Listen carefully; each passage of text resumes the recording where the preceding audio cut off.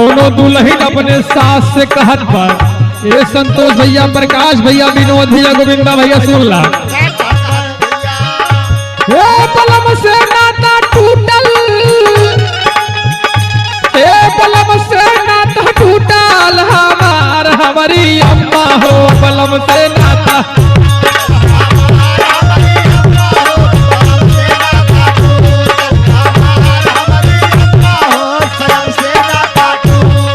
बलम से नाता टूटल, सजन से नाता टूटल हमार हमारी अम्मा हो, बलम से नाता टूटल।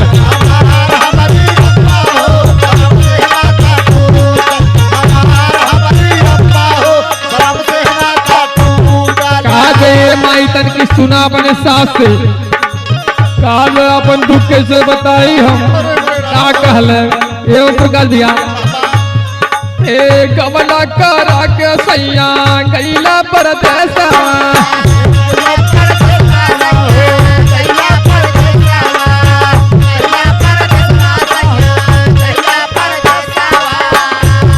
ए जब से तू गैला सैया माँ जलवा काले सावा,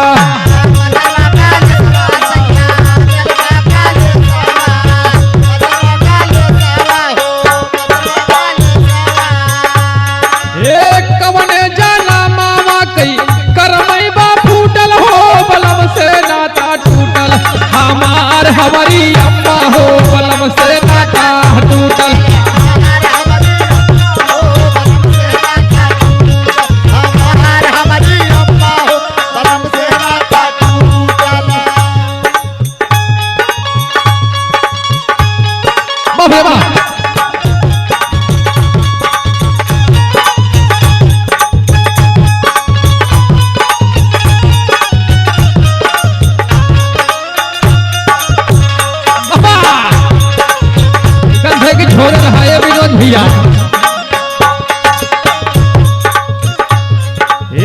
कवन कारणवा पियवा भैला निर्मोहिया,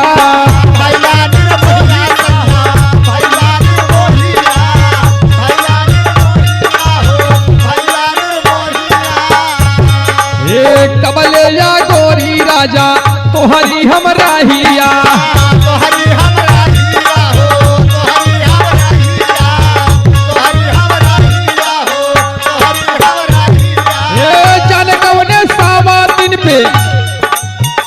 काज में हम कुछ दाल में काला लगत बा अम्मा, ए जाने कौने सावा दिन पे सैया बाटा झूठल हो, बलम से नाता टूटल हमार हमारी अम्मा हो, बलम से नाता टूटल।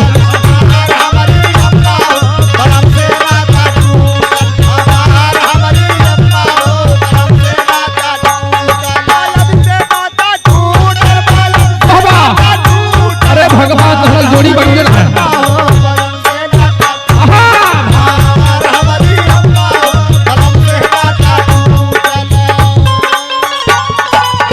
बाबा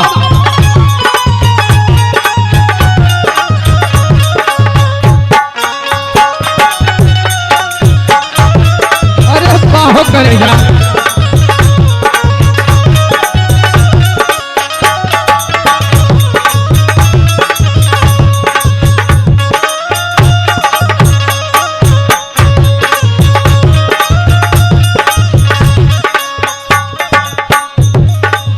कहले।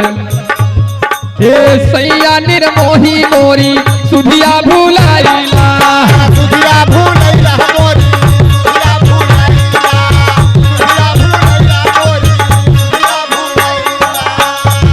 हे हमहिया भागीनी के जियतई मुआ वाला,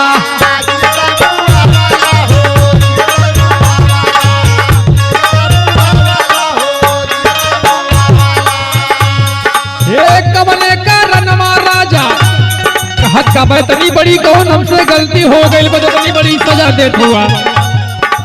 कवन कारण राजा रहला तू फूटल हो, बलम से नाता टूटल हमार हमारी अम्मा हो, बलम से नाता टूटल हमार हमारी अम्मा हो, बलम से नाता टूटल हमार हमारी अम्मा हो,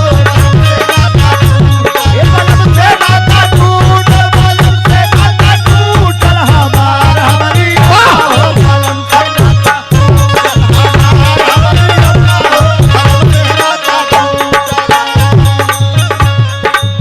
यही लाइन में कहले का बहुत समझौला अपने सास के अपने का कहत बा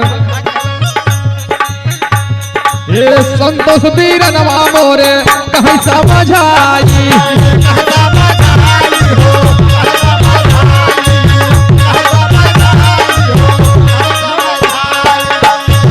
ये विनोदा भैया करत बाट दोहाई